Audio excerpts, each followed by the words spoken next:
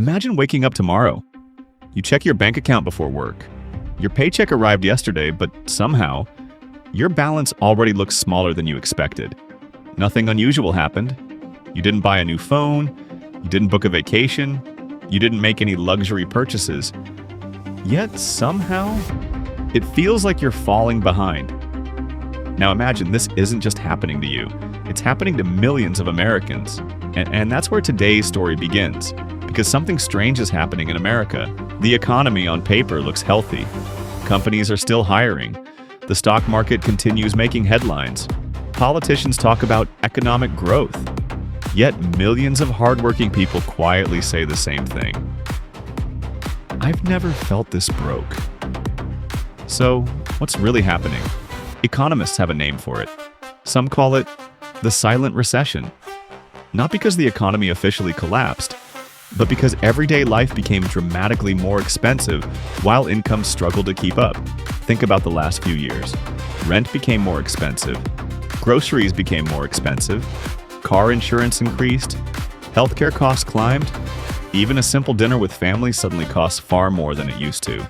None of these increases feel shocking on their own, but together, they slowly change the way people live. People stop saving. They delay investing. They use credit cards more often, and eventually, they begin borrowing money simply to maintain the same lifestyle they already had. That's when financial stress quietly enters the picture. The dangerous part is, this doesn't happen overnight. No single purchase destroys someone's finances. It's hundreds of small decisions: coffee, food delivery, monthly subscriptions, higher utility bills, small impulse purchases. Individually, they don't seem important. Together, they slowly drain financial freedom. And that's exactly why so many Americans feel trapped. Because they're working just as hard, sometimes even harder, but they're running on a treadmill that's getting faster every year. No matter how much they earn, it never feels like enough. Meanwhile, social media tells a completely different story. Luxury vacations, designer clothes, expensive cars, perfect lifestyles. Every day, people compare their real lives to someone else's highlight reel. That pressure quietly pushes people towards spending money they don't actually have. Not because they need those things, but because they don't want to feel left behind. And businesses understand this perfectly. Every notification, every discount, every limited time offer, every buy now, pay later button is designed to make spending feel easy and waiting feel difficult, because attention has become one of the most valuable currencies in the modern economy. The longer companies keep your attention, the more likely you are to spend. But here's something wealthy people understand that most consumers never realize. Building wealth rarely depends on earning the highest salary. It depends on controlling the gap between what you earn and what you spend. That gap is where freedom begins. Every dollar you don't spend impulsively can become an investment.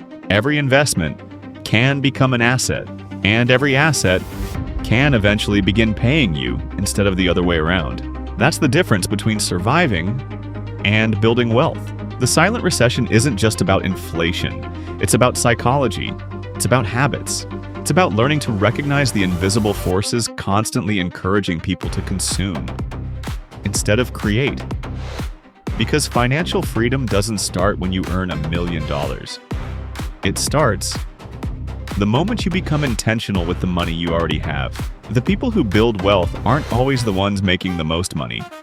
Very often, they're simply the ones making better decisions, day after day, year after year. And maybe that's the biggest lesson of all. The real battle isn't against inflation. It isn't against rising prices. It's against unconscious spending. Because once you control your money slowly begins working for you. And that's the moment the silent recession loses its power.